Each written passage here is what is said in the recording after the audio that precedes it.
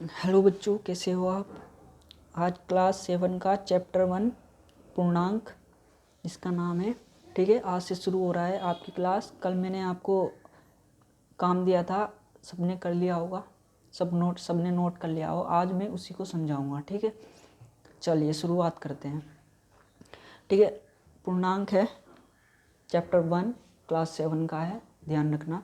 ठीक है, चलिए तो सबसे पहले हम देखते हैं कि पूर्णांक क्या होता है। पूर्णांक देखने के लिए हम सबसे पहले समझना होगा एक संख्या रेखा को। संख्या रेखा क्या होती है, उसी हिसाब से मैं आपको बताऊंगा कि पूर्णांक क्या होता है। पहले हम चलते हैं संख्या रेखा, पहले सीखेंगे संख्या रेखा। संख्या रेखा मैंने क्लास 7 में भी आपको बताई थी कई बार, जिसके याद होगा तो वो। ठीक है, चलिए एक लाइन है हमारे पास। ठीक है, ये रही, इसको बोलते हैं। ठीक है, ये इसका बीचों बीच पॉइंट होता है एक, इसको मैं मान लेता हूँ 0। ठीक है, इसको मैं मान लेता हूँ 0। मैंने बताया था एक बार कि ये वाली इस साइड में होता है धनात्मक संख्या है। ठीक है, धनात्मक इस साइड में होती है हमारी धनात्मक संख्या है, और इस साइड में होती है ऋणात्मक संख्या है। मैं यहाँ पे लिख देता हूँ ऋणात्मक संख्या, ऋणात्मक संख्या। ठीक है, चलिए देखो, इसको मैं लिख देता हूँ 0 से इस साइड में चलेगी संख्या, किस में, प्लस में चलेगी, इस साइड में चलेगी माइनस में। मैं लिख देता हूँ 1।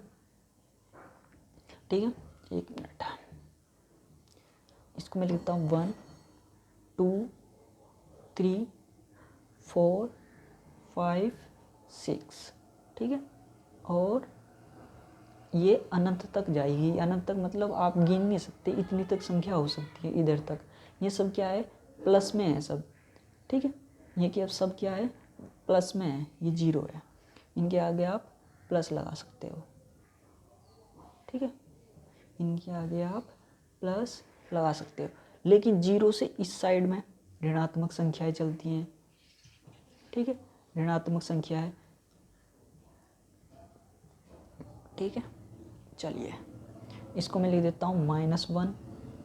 ऋणात्मक में चलेगी 2 3 4 5 6। ठीक है, आगे तक भी जा सकती हैं, बहुत माइनस तक जा सकती हैं, अनंत तक जाएगी। ठीक है, अनंत तक जाएगी, ध्यान रखना। अनंत का मतलब होता है इनफाइनाइट, यानी कि अनंत तक, मतलब जहाँ तक आप गिन नहीं सकते इतनी संख्या हो सकती हैं। ठीक है, अब ये हमारी संख्या रेखा हो गई। अब सबसे पहले हम देखते हैं कि नेचुरल नंबर क्या होता है। पहली हेडिंग मैंने बताई थी। ठीक है, natural number, numbers, natural numbers यानी कि प्राकृतिक संख्या, वे संख्या जिनका उपयोग हम वस्तुओं को गिनने के लिए करते हैं, चाहे वो कोई भी वस्तु हो उसको गिनने के लिए करते हैं। जैसे कि मान लो कि आपको कोई विद्यार्थी है, या कोई भी आपको फूलों की टोकरी दी जाए, या आपको कोई कुछ भी दिया जाए गिनने के लिए, तो आप ऐसे ही तो गिनोगे 1 2 3 4 5 6, या ऐसे गिनोगे 0 1 2 3 4।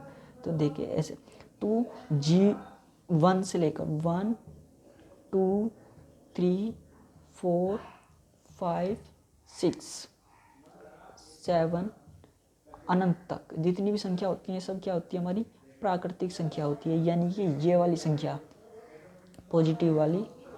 ठीक है, यहाँ से लेके यहाँ तक, ये सब क्या है, हमारी नेचुरल नंबर। ठीक है, अब सीखेंगे हम क्या, पूर्ण संख्या। पूर्ण संख्या क्या होती है, याद रखना, पूर्ण संख्या और पूर्णांक संख्या में अंतर होता है। ये हो गई हमारी नेचुरल नंबर। मैं इसको साफ कर देता हूँ क्योंकि स्पेस कम है ना, यहाँ पे स्पेस कम है, इस वजह से मुझे साफ करना पड़ रहा है बार बार।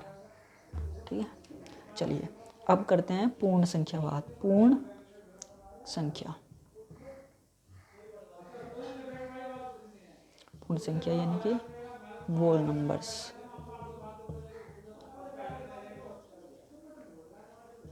वोल नंबर्स, ठीक है। वोल नंबर्स यानी कि वे संख्याएं जो कि 0 से शुरू होती हैं, यानी कि अगर हम प्राकृतिक संख्याओं में 0 भी शामिल, ये 0 से शुरू होती है, 0 1 2 3 4 5 6 7 8 और अनंत तक जाती है, तो इसको बोलते हैं पूर्ण संख्या। यानी कि नेचुरल नंबर क्या था हमारा, नेचुरल नंबर था 1 से शुरू हो रहा था, 1 2 3, ठीक है। लेकिन जो पूर्ण संख्या होती है इसमें 0 भी शामिल हो जाता है, ठीक है, याद रखोगे। 0 1 2 3 4 ये पूर्ण संख्या हो जाती है हमारी, ठीक है। अब आता है पूर्णांक, 3 संख्या बताई थी ना मैंने, अब आता है पूर्णांक, ठीक है। यानी कि ये जो संख्या रेखा है इसमें 0 भी शामिल कर लिया जाता है। ये तो हो गया हमारे नेचुरल नंबर, ये वाले, ये अंदर के, क्योंकि 1 से शुरू होते हैं ना प्राकृतिक संख्या, यानी कि नेचुरल नंबर।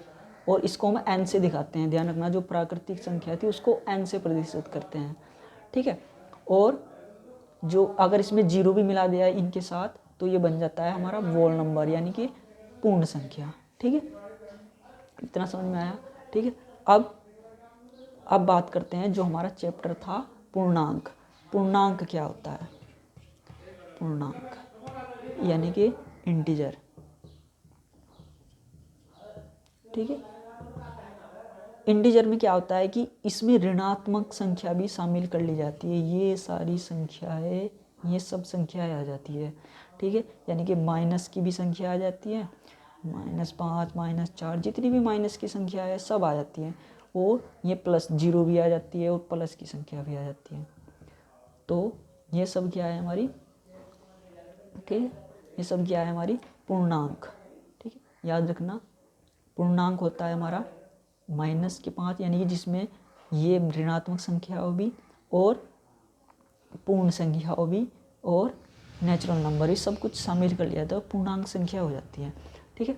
एक बार ध्यान से कर लेते हैं, एक बार और रिपीट कर लेते हैं अच्छी तरह से, ठीक है, ठीक है। सबसे पहले मैंने बताया था नेचुरल नंबर,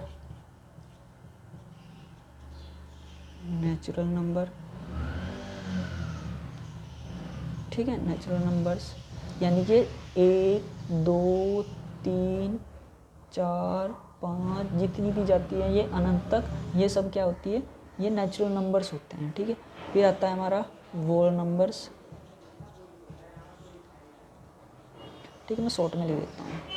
वोल नंबर्स होता है यानी कि एक तो है इसमें 0 भी शामिल कर लेते हैं, 0 1 2 3 4 5, ठीक है, 6 जितनी भी है संख्या अनंत तक जाएगी, ये सब क्या हो जाती है, वोल नंबर्स हो जाती है। फिर आता है हमारा इंटीजर,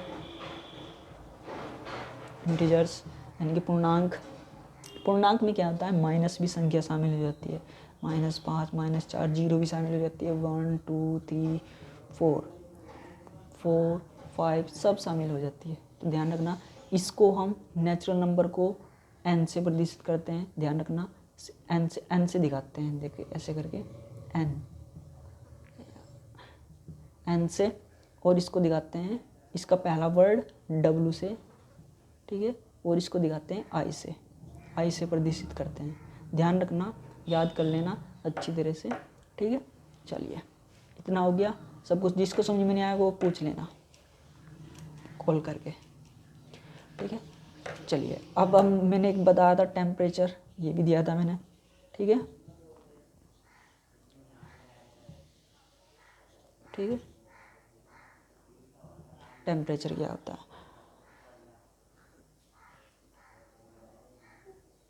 ठीक है, टेम्परेचर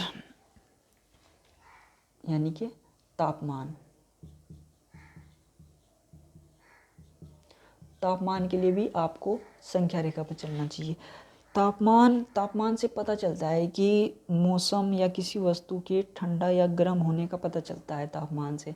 मान लो कि गर्म या ठंडा होने का पता चलता है, मैंने डेफिनेशन आपको भेज दी है, ठीक है, व्हाट्सएप पर, ध्यान रखना। गर्म या ठंडा होने का पता चलता है तापमान से, मौसम ठंडा है या गर्म है, ठीक है, इससे पता चलता है। मान लो कि आपकी कोई वस्तु ए है और दूसरी वस्तु है बी, ठीक है, इसका टेम्परेचर है आपका 20 डिग्री सेल्सियस, ठीक है, 20 डिग्री सेल्सियस, और इसका है 30 डिग्री सेल्सियस। तो आपको पूछा जाए कि कौन सी ज़्यादा गर्म है, तो आपको बताना है 30 डिग्री सेल्सियस। कैसे, वही मैं आपको अब बताऊंगा। ठीक है, चलिए। इसके लिए भी आपको एक संख्या रेखा खींचनी पड़ेगी। ये एक संख्या रेखा है, ठीक है, ये एक संख्या रेखा है, और बीच में 0 डिग्री सेल्सियस हम मान लेते हैं। इसको मान लेते हैं 1 डिग्री सेल्सियस। 5 का गैप लेके चलते हैं, चलिए 5 का, 5 10 डिग्री सेल्सियस, ठीक है, 15 डिग्री सेल्सियस, 20 डिग्री सेल्सियस, ठीक है, और ऐसे लेते हैं 25 डिग्री सेल्सियस। उसी तरह से ये अनंत तक जाता है, बाद में आता है हमारा 100 डिग्री सेल्सियस। ठीक है, बाद में लास्ट में, यहाँ पे जगह नहीं है तो मैंने इधर लिख दिया। ठीक है, 100 डिग्री सेल्सियस, ये लाइन पर है, लाइन मान लो आप इसे। ठीक है, 100 डिग्री सेल्सियस। उसी तरह से इधर चलता है। ठीक है, उसी तरह से इधर माइनस में चलता है, 0 से फिर आ जाएगा 1 डिग्री सेल्सियस।